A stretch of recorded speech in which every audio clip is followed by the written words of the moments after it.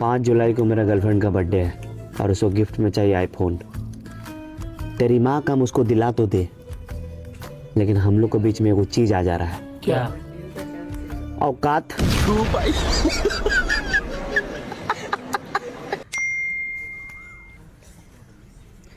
4 जुलाई को रात 12 बजे से अमेजोन और फ्लिपकार्ट पर साल का सबसे बड़ा प्राइम डे सेल लगने वाला है, जिसमें आपको आईफोन 2700 रुपये में मिलेगा, 2600 रुपये में घड़ी और ईयरबड्स, 200 रुपये में कूलर और 900 रुपये में लैपटॉप भी मिलेगा। क्या बात है सर, क्या बात है सर। और बहुत सारे 1 रुपया वाले प्रोडक्ट कैश ऑन डिलीवरी पर मिलेगा।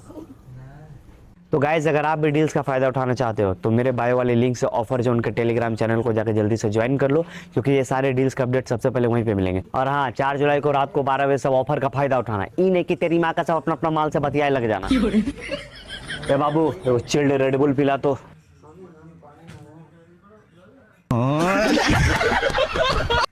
5